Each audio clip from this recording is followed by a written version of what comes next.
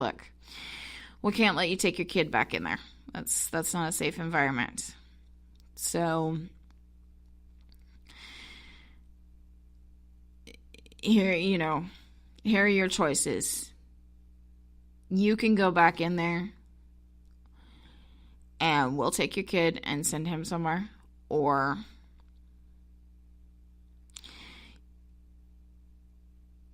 you got to go somewhere else. And I said, I've got an appointment to go to Damagran tomorrow. And I told them about what I'd done. And they said, you know what? We're going to take you to Damagran tonight. So the short version of that story is I was allowed to go back into the trailer and get a few things, so long as they were not cloth things.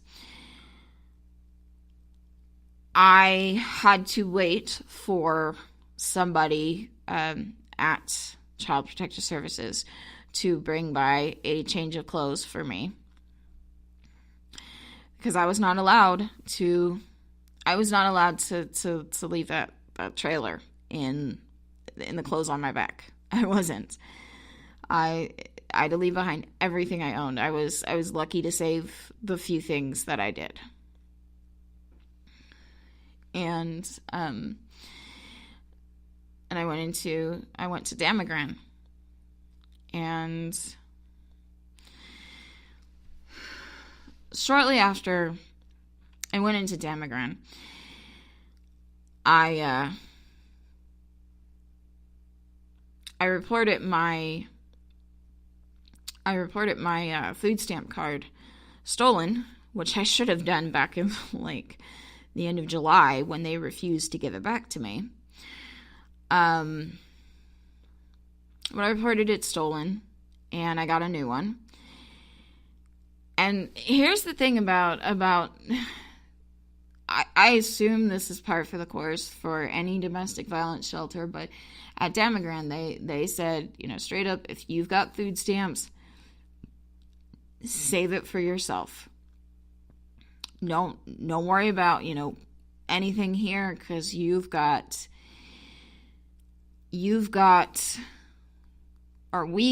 all the help that we need. And, and yes, we get, we have some lean times where, there's just like mac and cheese and hamburger helper, and only without hamburger.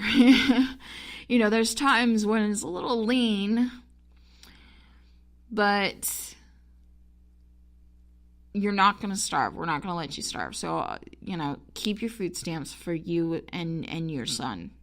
Don't worry about taking care of us. But because this is the kind of person that I am, I was like, you know what? I'm getting close to $500 in food stamps, and I'm not paying rent or anything like that. And I was looking around this shelter, and, and I mean, I was seeing women come in the morning and leave in the evening. And so I said, no, you know what? I'm going to get snacks. I'm going to get snacks. I'm going to get the fun stuff, And, so usually about once a week I'd go to Walmart, and I'd buy things like, sodas and bags of candy and cookies and stuff like that, and the good mac and cheese, not the, off-brand 50-cent box that, it works, but it's not as good as, like, in my opinion, Velveeta shells and cheese. So, I do that, and, the staff kind of, they're like, well, we appreciate it, but you really shouldn't be doing that. Like, you don't have to do that. You understand that? But I would do that, and I would tell my classmates and my friends on Facebook, like, hey,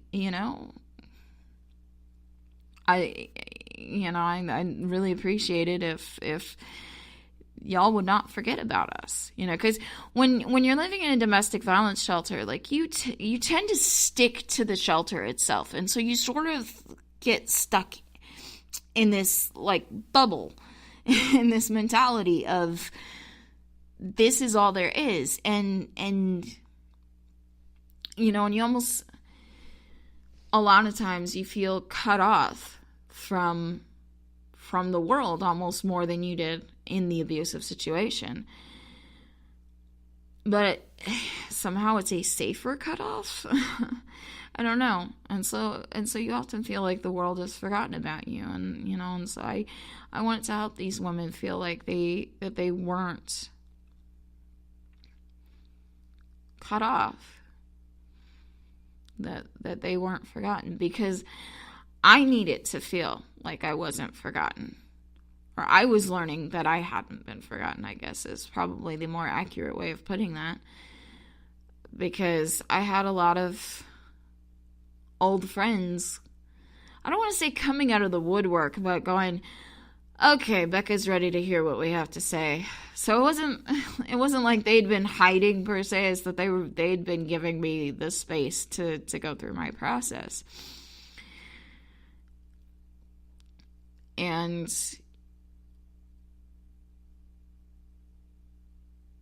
I knew that not all the women there had that luxury.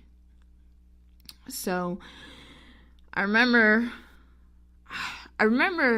one of my friends, I can't remember exactly who it was. I can't remember if it was somebody at church or if it was somebody at school. I think it must have been somebody at school.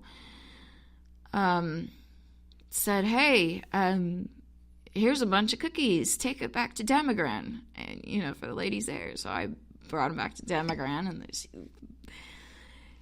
and you know, and everybody goes, yay, cookies, Becca be praised. And, well, some of them, not all of them.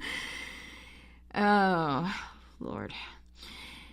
And I was in the kitchen one evening getting ready to fix myself some supper, and this woman who I never really learned a lot of the other women's stories, because like I said, you never knew when somebody was just going to walk out. And so I didn't want to get too close to anybody, but I knew this woman's story probably better than anyone else's story, not anyone else in the place, you know, like it was just very basics. She came up to me and she was like, are you the one that brought those cookies in? And I was like, yeah, they're from one of my friends at school. And she just wraps her arms around me and hugs me and starts sobbing. She says, thank you. Thank you. It was getting so hard. I was so scared, and things are just, you know, and like, I mean, she starts just pouring her heart out, you know, about how those cookies made her day and made it easier for her to stay for one more night because there were cookies. And I started, you know, and I started noticing that on the days when I brought in my snacky junk food from Walmart that I was not encouraged to buy, by the way, when I started bringing that stuff in on those days, fewer women walked out than on the days when I didn't. And I mean, obviously, you can't necessarily do that every single day. You know, because I mean, I'd spend anywhere from $50 to $100 on these snacky, junky foods. You know, like sodas and big bags of like Kit Kats and Reese's and stuff like that. But, you know, I started noticing that it was almost like seeing those snacks, seeing those junk foods, seeing those cookies, seeing those little things that remind us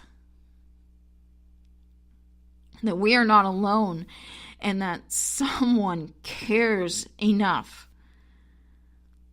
to give you a little bit of sugar, or a lot of bit of sugar at least,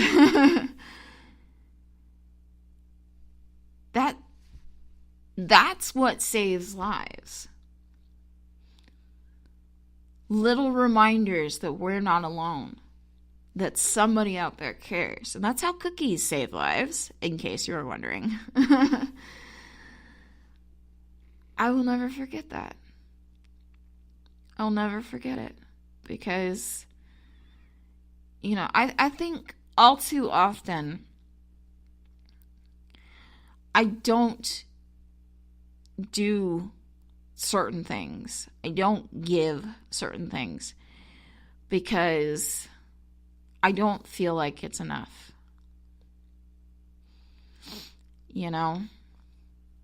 There's that inner critic in my head who speaks with a Russian accent, by the way, that says, it's not enough. It's never enough, It's, if you can't help the whole world, why bother, That's,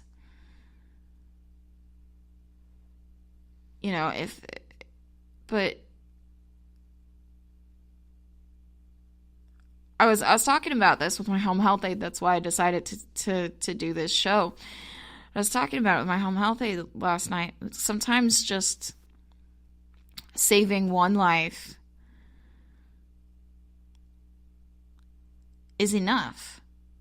Because if you say, well, I can't save everybody, and you never do anything,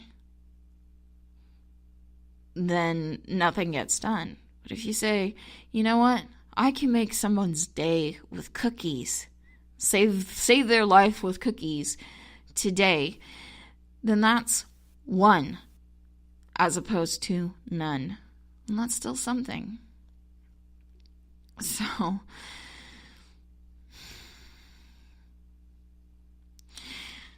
I think about that woman a lot, and I really hope that she's doing well. It's been about 3.5 years since I went to Damagran, and it's been about 3 years since I left Damagran.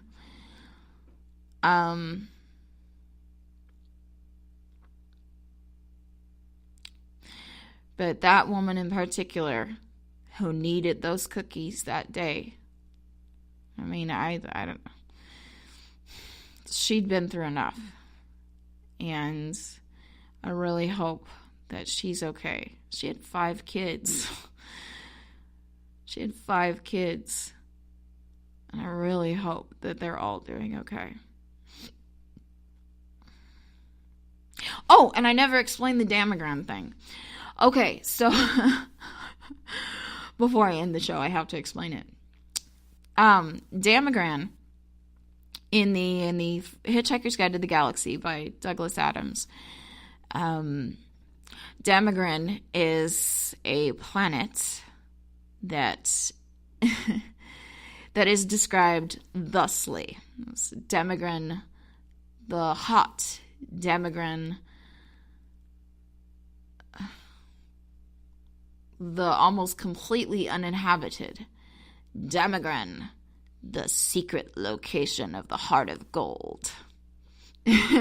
Now, in the context of the story, the Heart of Gold is a spaceship that is fueled by improbability, but that idea that Damagran is the secret location of the Heart of Gold is why I called this shelter Damagran.